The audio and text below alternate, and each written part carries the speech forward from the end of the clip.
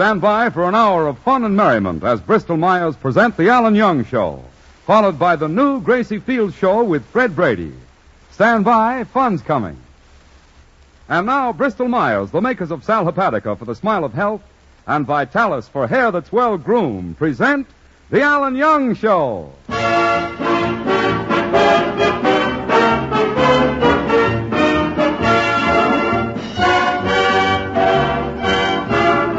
Ladies and gentlemen, this is Ken Delmar speaking on behalf of those two old friends, Sal Hepatica and Vitalis, and welcoming you to the Alan Young Show, featuring our singing star Diane Courtney, the music of Peter Van Steeden, Lulu McConnell, and starring Alan Young.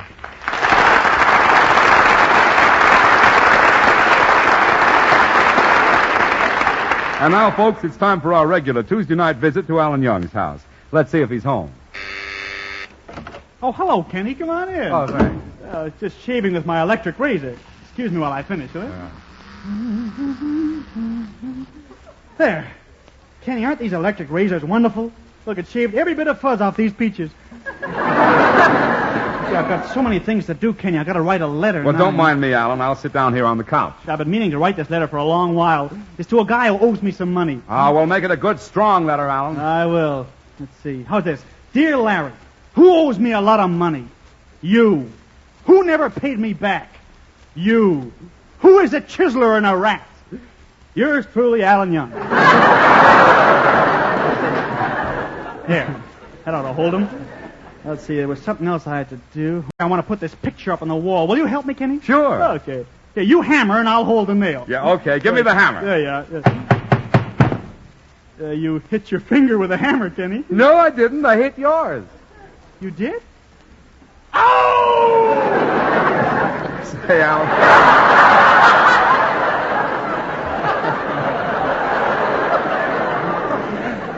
I meant to tell you that I dropped by here last night and you weren't home. Where did you go? Last night? Oh, I was dabbling in culture, really. You know, the opera opened, so I went to New York to see a performance of Carmen at the Metropolitan Opera House. Got all dressed up, too. Wore my top hat, white tie, but I felt chilly. Why? My bathrobe kept flying open. Did you sit in the box, Alan? No, I sat on the aisle. For 50 cents more, I could have sat on a seat. I was way up on the balcony. I sat behind a guy who was 6'3" tall. Oh, then you couldn't see anything. Oh, yes, I could. I was lucky. The guy had a hole in his head. He's really a very swank, who can that be? Hello, Alan. Oh, Diane Courtney. Come on in, Diane. Diane, you're a singer. You'll be interested in this. I was just telling Kenny about the performance of Carmen I saw last night. Oh, I can't understand it, Alan. You, of all people, going to the Metropolitan.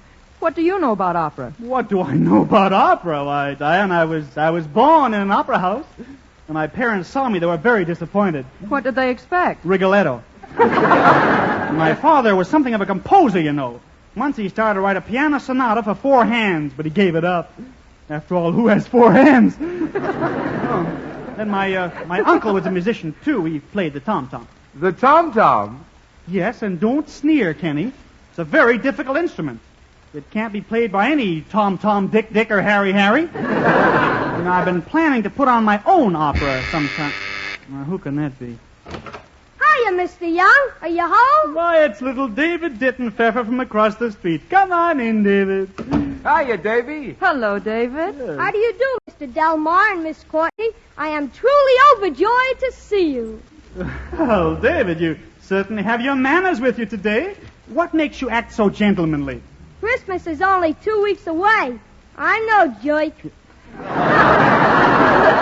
Well, I'm glad you came over, David. I was just going to tell Miss Courtney and Mr. Delmar about an opera I saw last night, and I want you to listen, too. Pay strict attention. This is going to be very educational, you bet you.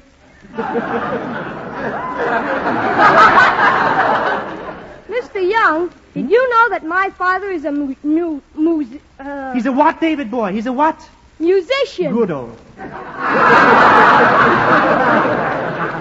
He played the violin, but he gave it up and started playing the piano. Well, why did he take up the piano? His glass of beer was always falling off the violin, nosy. Oh, bless your little... Now, David boy... David, your levity is out of place in such a cultural discussion. Oh, don't be sore at me, Mr. Young. Here, I'll let you play with my yo-yo. I'm too old to play with a yo-yo. I'm not in the habit of doing such juvenile things. String wasn't very strong, was it? Now, David boy, pay attention, and I'll tell you all about the opera Carmen. You bet you. Now, Carmen was written by the famous composer Georges Alexander César Leonard Bizet. How do you spell it? C-A-R-M-E-N. Georges Bizet was born in 1853 and died in Oblivion, which is 20 miles south of Paris. Now Mr. Young, I just remembered that I have to go to music school. Music school? What instrument are you studying? The glamour harp. The glamour hawk? What's that? It's a big long tube, 39 feet long, and you play it by blowing into each end of the tube at the same time. Well, how can you blow into both ends of a tube 39 feet long at the same time? Do you have to do it? No. Then what are you worried about?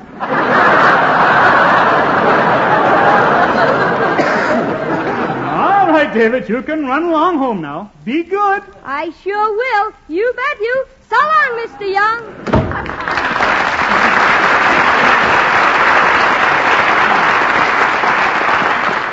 You know, if that kid's head was the North Pole and his feet were the South Pole, I'd love to have my hand spend 30 seconds over Tokyo. Let's see, where was I? Oh, yeah, about the opera. You know, Alan, I've always wished that we had an opera in this town. Yeah, I've heard a lot of people say the same thing, Diane. Oh? And I've often felt that we needed one, too. So why can't we put on our own original opera? I'll write it, and Diane, you can sing the lead, and Peter Van Steeden can get an orchestra together with the local musicians. We'll rent the town hall for the performance. It's a great idea. We'll do it. It sounds great, Alan, but what'll we use for money? Money? Oh, well, we'll get it from Mrs. Lulu Vandercrust. She's the wealthiest woman in town. She's just filthy with lucre. Alan, this makes me very happy. Yeah, and it makes me happy, too. Oh, Kenny, you're always happy. No, I mean that I'm happy that good music will at long last come to our town. You know, I write music. Oh, really, Kenny? Yeah, I compose music in bed. What kind of music can you compose in bed? Sheet music. Oh, bless his little. I thought maybe you'd let me put a song I wrote in your opera. What song? I beg your pardon? I say, what's the name of the song? Oh. Is you is or is you ain't going to get Sal Hepatica? Oh, no. Because if you is, you're going to be helped. And if you ain't, you ain't. I'm serious. I know you are, Kenny. Well, the fact is, Sal Hepatica is a great help when you feel sick and headachy due to the need of a laxative, particularly when you wake up in the morning. For a glass of Sal Hepatica taken then brings quick, gentle relief, usually within an hour. And that means you don't have to risk feeling miserable all day to wait until night to take a laxative. You can always take Sal Hepatica the minute you need it. What's more, sparkling Sal Hepatica brings you this additional advantage. This famous saline helps sweeten an upset stomach by helping to reduce excess gastric acidity. So tonight or tomorrow, get a bottle of Sal Hepatica from your druggist, remembering this caution, use only as directed. Keep that bottle handy in your home or in your place of business.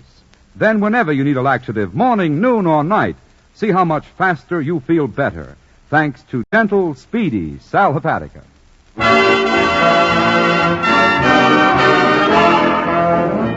And here's our glamorous singing star, Diane Courtney, to sing the Trolley Song.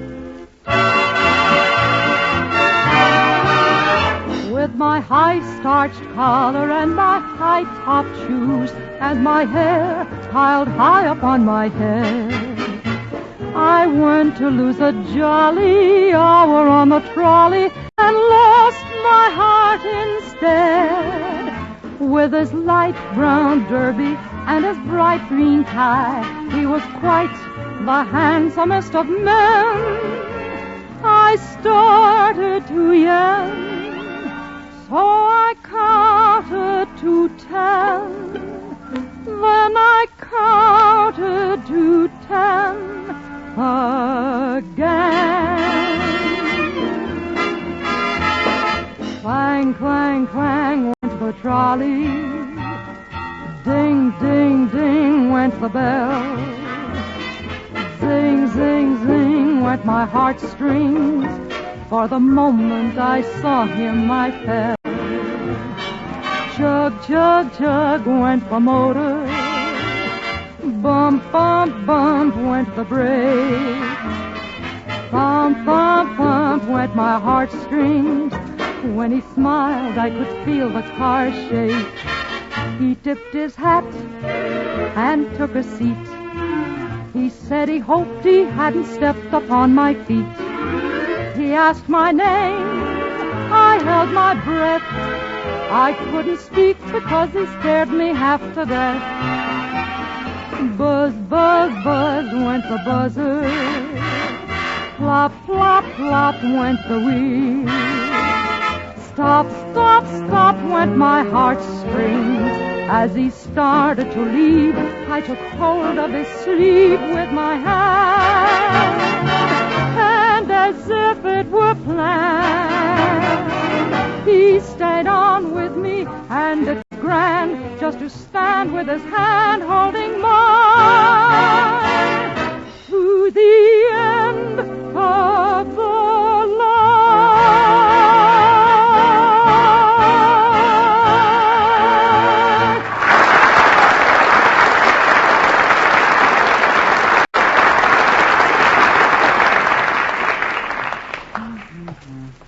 Here's Mrs. Vandercrust's house.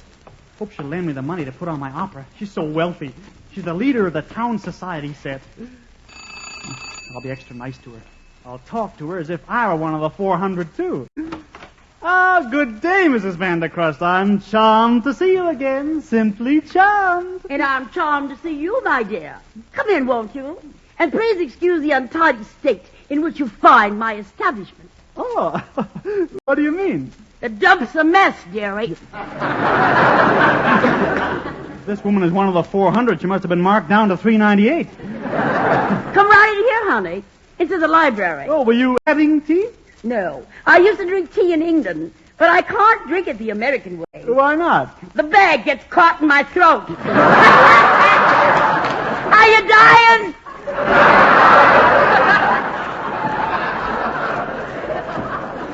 Mrs. Vandercrust, I came over here to talk to you about an opera I'm writing. Do you know anything about the opera? My dear boy, before I started dancing in the Follies, I sang opera. Huh? I was in the Barber of Seville. Oh, what part did you play? A hot towel. Ain't that rich?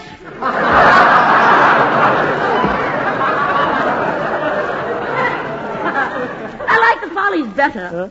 Yes, but I had to quit because my foot was always cold. Well, why was your foot always cold? Because I danced in the Follies with a hole in my stocking. I was wonderful in the Follies. Oh? On opening night, one of my admirers gave me an orchid. I still have it. Oh, by now it must be a century plant.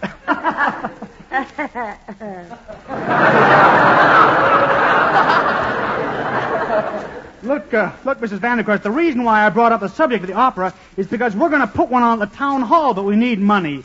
Would you back us? Why, of course, dearie, of course. What's the opera going to be about, honey? Well, I don't know exactly. I haven't started to write it yet.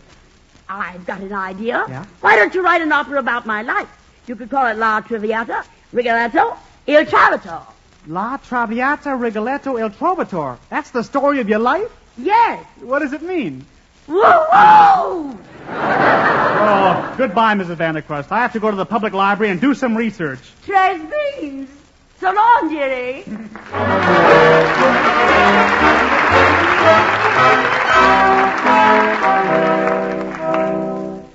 Here I am in the library. Now I have to do some research for my opera. Oh, there's the librarian. Something I can do for you. Yes, I'm writing an opera. I'd like to see some books The music books are over there. Yeah, but I'd like to... Over there. But I want to... Over there! Who does he think he is? George M. Cohan?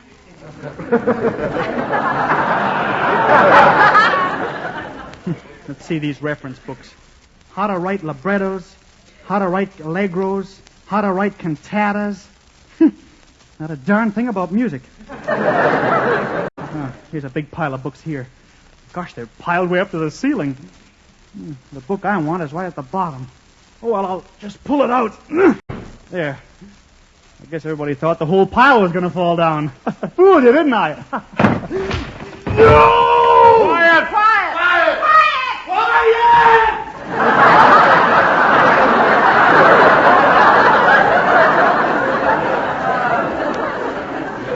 I'm sorry.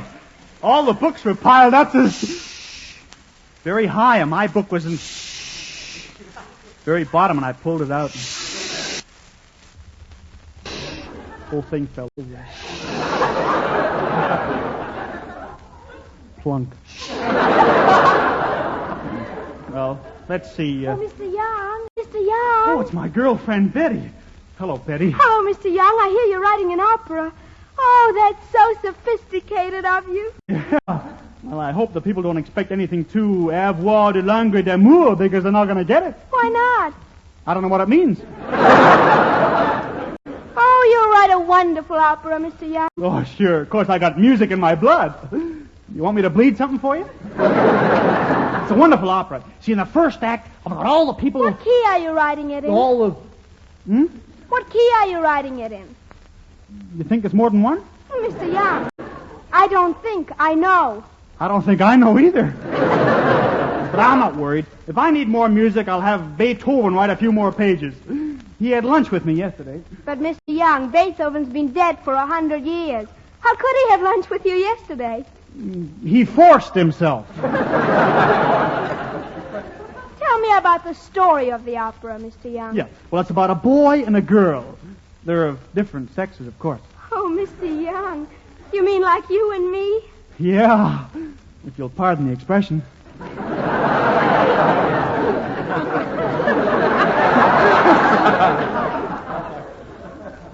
Mr. Young? Yes, Betty? My shoulders are cold. They are? Yes. I'm very cold. And we're all alone back here. Yeah? Can't you think of anything to do about it? Sure. There, that'll make them send up some more steam.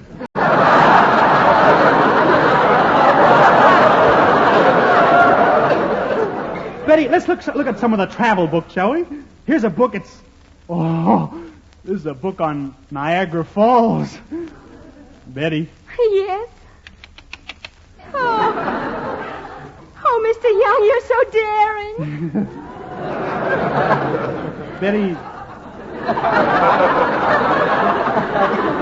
Betty, after we've had our, when we go on our... Mr. Young, you mean you want us to go to Niagara Falls? Yeah, I want that more than anything else in the world. Oh, Niagara Falls and our honeymoon. Oh, do you really mean it? Sure. I always did want to see how they made that shredded wheat.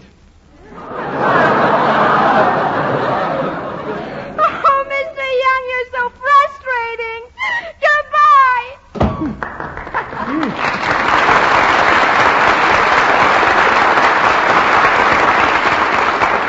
You know, Betty's an unpredictable sort of chap.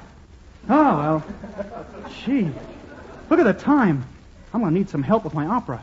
I'll go down to the drugstore and ask Kenny if he'll help me paint some scenery.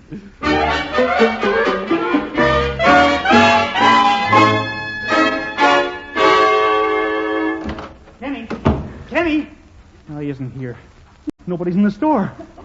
Gee, look, Kenny's got a new shipment of candy over there on the counter. Nobody's around. Oh, I'll go over and feel it. Mm-hmm. Soft cinders. I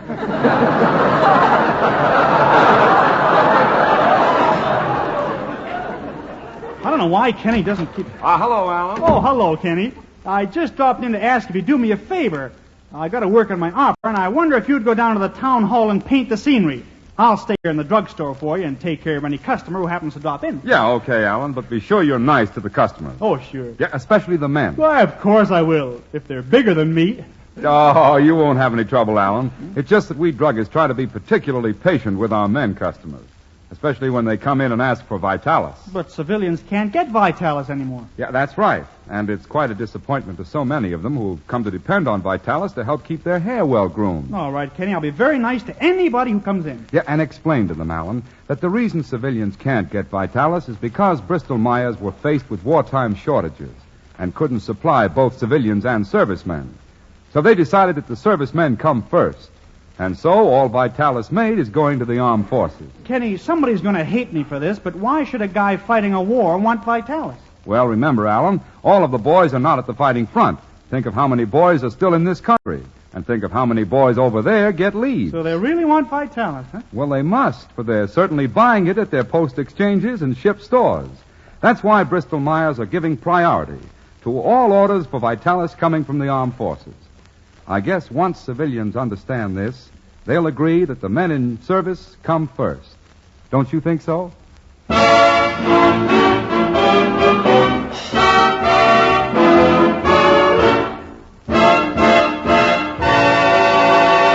Well, kids, it's time to put on the opera. The orchestra's ready. The audience is in their seats. Everybody here? No, Alan, you're really needy. Diane Courtney didn't show up. She didn't show up. Yeah, she can't sing. She's got laryngitis. What are you going to do? Well, I'll have to get somebody to take her place. A beautiful girl with a charming figure and a gorgeous voice. Did you call me, Jerry? No, Mrs. Vandercrust, I'm trying to get somebody to sing the leading role in place of Diane. Well, what has Diana Courtney got that I haven't got? And if I had it, where would I have room to put it? Yeah, well, Mrs. Vandercrust... Curtain's going up, Mr. Young. Well, there's no time. Mrs. Vandercrust, I gotta take a chance on you. There's my cue. I gotta get out there. Here I go on stage, kids. Wish me luck. Thank you. Good evening, ladies and gentlemen. While other masters have written operas about love and tragedy, I have chosen a somewhat different topic for our opera tonight. The subject of a physician-type doctor. But I see our maestro, Peter Van Steeden, is ascending the podium.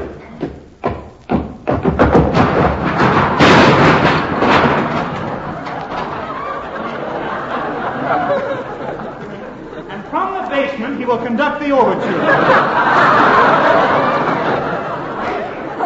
Peter Van Steeden and his orchestra are composed entirely of local talent.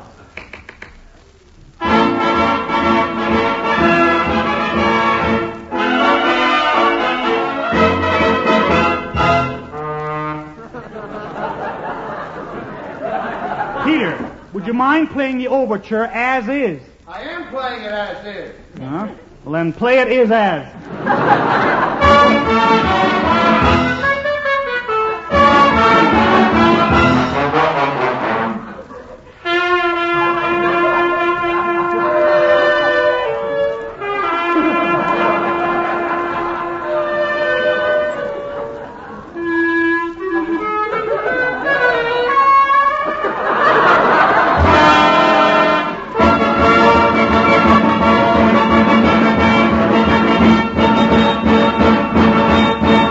Thank you, Peter.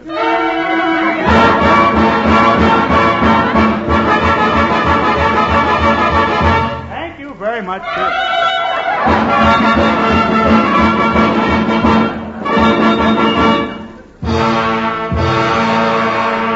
Thank you.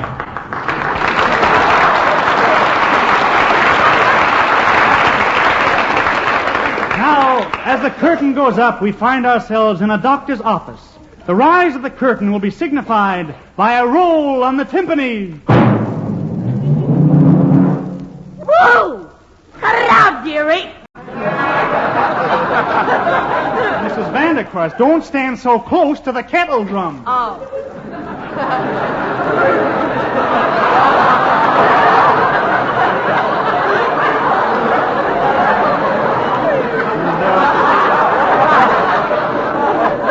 Now the doctor's beautiful nurse enters and sings the opening aria. Oh, calling Dr. Kildare. Dr. Kildare. Oh, where is the Dr. Kildare? Where? Come out wherever you are. Report at once to number 3 operating room. Where? Operating room. Room.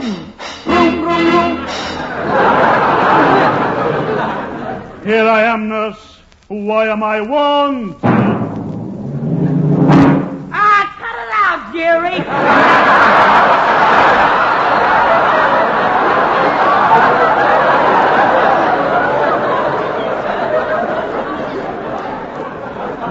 Vandercrust, please keep well back, will you?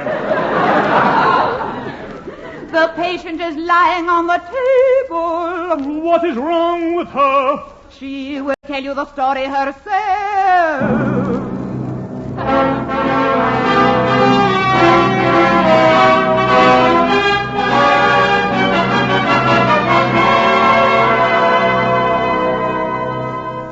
Would you mind giving me that again, Miss Dearing? Pay attention, Mrs. Vandercrust.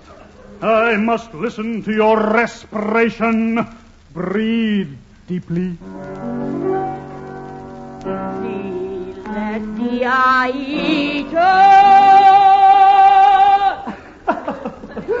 Cigarette? Let me examine your eyes. What can you see? I think that I shall never see a poem lovely as a tree.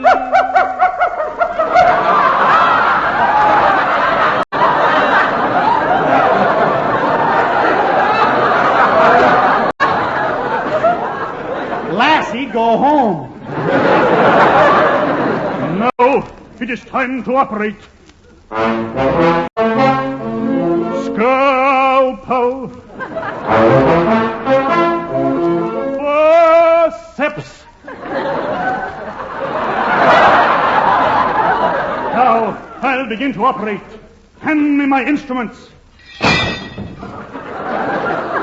Now to operate.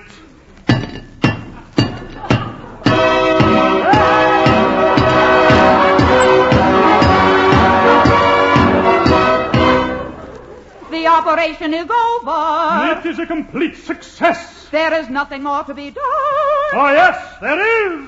The most important thing of all. We can't go on without it. Doctor, what is it? It's just my bill.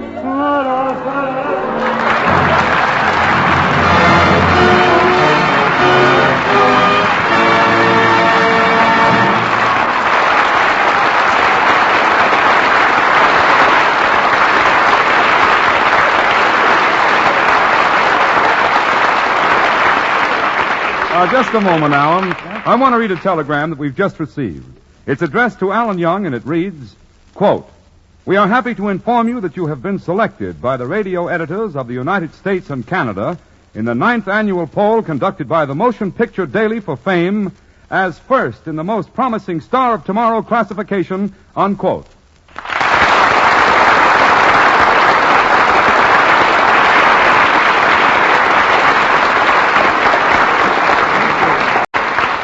Thank you, Kenny.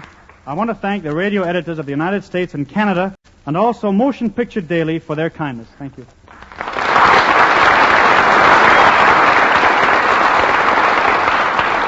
Ladies and gentlemen, quietly, effectively, the fight against tuberculosis goes on. The Christmas seals you've bought have helped bring tuberculosis under control, but the fight isn't over. Your purchase of Christmas seals will help thousands of sufferers of tuberculosis. It will provide medical care and treatment for them. No other money you spend can do more good for so many. So buy Christmas seals, but lots of them.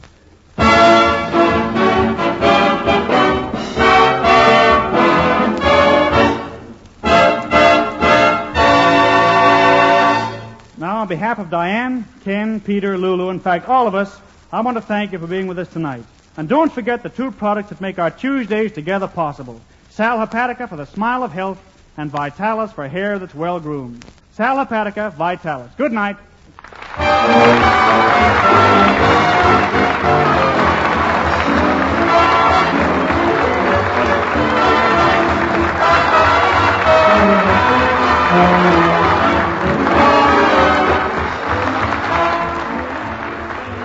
Oh, wait a minute, lady. Wait a minute. Don't put your hands in that hot soapy water without using Truchet. That's what I said, Truchet. It's the beforehand lotion. A creamy, fragrant lotion that you smooth on your hands before you put them in hot soapy water. Truchet's beforehand protection will help keep your hands softer, smoother, and lovelier. So get Truchet. Use it beforehand and see the difference this really different hand lotion makes on your hands. Ask for Truchet. Trushay. Truchet.